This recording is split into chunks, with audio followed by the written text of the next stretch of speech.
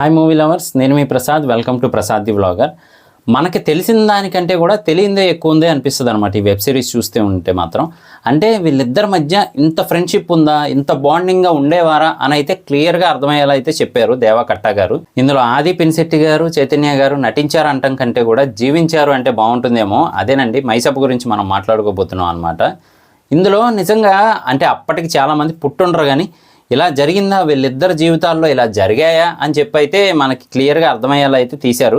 కాకపోతే మాత్రం ఇద్దరు కూడా ఫేమస్ పొలిటికల్ లీడర్స్ అయితే అయ్యారనమాట. మరి ఎవరు కన్వీనియంట్గా తీశారు అనడం కంటే కూడా స్టోరీ కన్వీనియంట్గా వెళ్ళిందని అయితే చెప్పొచ్చు. సో ఇద్దరు కూడా ఒకరేమో ఒక పెద్ద సీఎంగా అయితే అయ్యారు, తర్వాత ఈయన కూడా సీఎంగా అయితే ఎదిగారు. కాకపోతే మనకి తెలిసింది మూవీస్లో చూపించేది మాత్రం 100 మంది ఎమ్మెల్యేలను తీసుకెళ్ళి ఒక హోటల్లో పెట్టి సీఎం అయ్యారు అనే టైప్లో చూపిస్తూ ఉంటారు కదా. దానికి కంప్లీట్ ఆపోజిట్గా అయితే ఇది ఉంటుందన్నమాట. మరి అది ఎందుకు అలా జరగాల్సి వచ్చింది ఏంటి అనేదంతా మనకు స్టోరీలో చూపిస్తారు. కొన్ని సీన్స్ చూసినప్పుడైతే మాత్రం అదేంటి బయట మాత్రం మరి వేరేలా అనుకుంటూ ఉంటారు కదా, ఇందులో ఎలా అనుకుంటున్నారా అనే టైప్లో అయితే ఉంది. అంటే అప్పుడు వాస్తవాలు అవన్నీ మనకైతే తెలియదు, ముఖ్యంగా నాకైతే తెలియదు. సో ఇది చూసిన తర్వాత ఓహో ఇలా ఉండేవారా అని అయితే అనిపించింది అనమాట.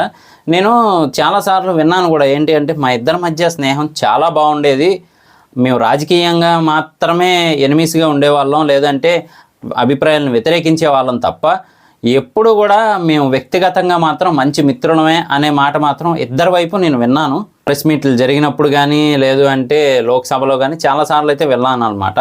కానీ అది వెబ్ సిరీస్ చూసిన తర్వాత నాకు నిజమేనేమో అని చాలా క్లియర్గా అయితే అర్థమైంది.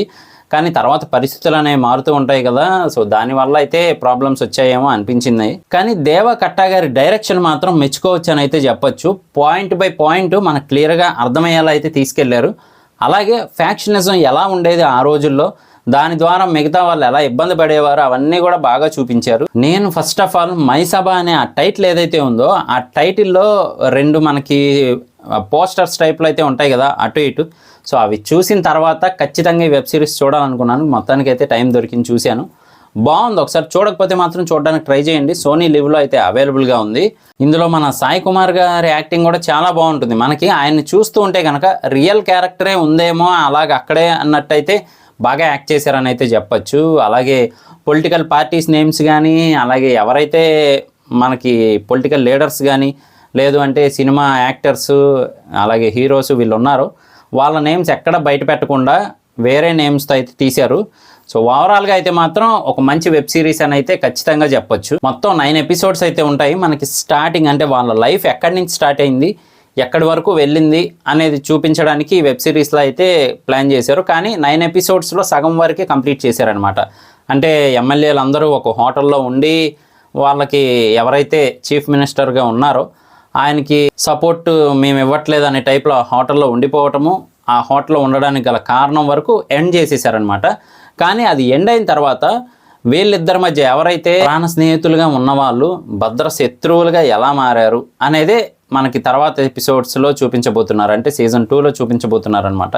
మొత్తానికి 9 ఎపిసోడ్స్ ఉన్నప్పటికీ కూడా ప్రతిదీ చాలా ఇంటెలిజెంట్గా తీసుకెళ్లారని అయితే చెప్పొచ్చు. అలాగే మ్యూజిక్ కానీ, ఆ బ్యాక్గ్రౌండ్ లొకేషన్స్ కానీ అవన్నీ మనకి నిజంగా ఆ కాలంలోకి వెళ్ళినట్టే ప్లాన్ చేశారని అయితే చెప్పొచ్చు. అదైతే 100% సక్సెస్ అయ్యింది. ఎందుకంటే ఆ డైలాగ్స్ బాగున్నాయి, మ్యూజిక్ బాగుంది, బ్యాక్గ్రౌండ్ లొకేషన్స్ అవన్నీ కూడా మనకి వింటేజ్ లుక్ వచ్చేలా ఉంది. సో మొత్తం అంతా బాగా ప్లాన్ చేశారు. మనకి చూస్తున్నప్పుడు కూడా కొన్ని సీన్స్ అయితే మాత్రం వావ్ అనే సీన్స్ తగులుతూ ఉంటాయి మనకి చూస్తున్నప్పుడు. కొన్నేమో మనమే ఆశ్చర్యపోతాం అనమాట, ఏంటి ఇలా జరిగిందా, అప్పట్లో ఇలా ఉండేవాళ్ళ వాళ్ళిద్దరూ అని ఖచ్చితంగా అనిపిస్తుంది. సో ఓవరాల్గా ఇదండి. మీరు చూడకపోతే చూడడానికి అయితే ట్రై చేయండి. ఆది పినిశెట్టి గారి యాక్టింగ్ బాగుంది, చైతన్య గారి యాక్టింగ్ బాగుంది, సాయి కుమార్ గారి యాక్టింగ్ బాగుంది. ఇంకా ఎవరి క్యారెక్టర్స్ వాళ్ళు బాగా నటించారని అయితే చెప్పొచ్చు. మెయిన్లీ ఏంటంటే అప్పట్లో ఒక క్యాస్ట్ మాత్రమే పరిపాలిస్తూ ఉండేది.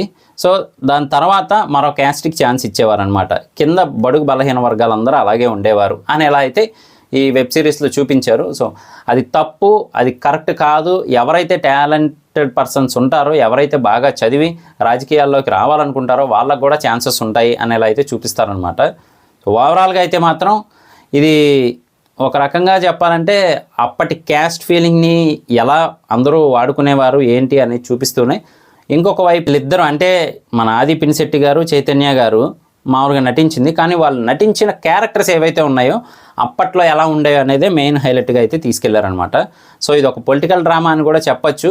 ఒకసారి చూడకపోతే చూడడానికి ట్రై చేయండి. సీజన్ 2 కూడా త్వరలో రాబోతుంది. సో ఆ సీజన్ 2 రివ్యూ కూడా చేద్దాం. మిస్ అవ్వకుండా ఉండాలంటే జస్ట్ ఫ్రీగా మన ఛానల్ సబ్స్క్రైబ్ చేసుకోండి. అలాగే వీడియోని లైక్ చేసి సపోర్ట్ చేయండి. నేను మీ ప్రసాద్, మళ్ళీ నెక్స్ట్ వీడియోలో కలుస్తాను. Love you all.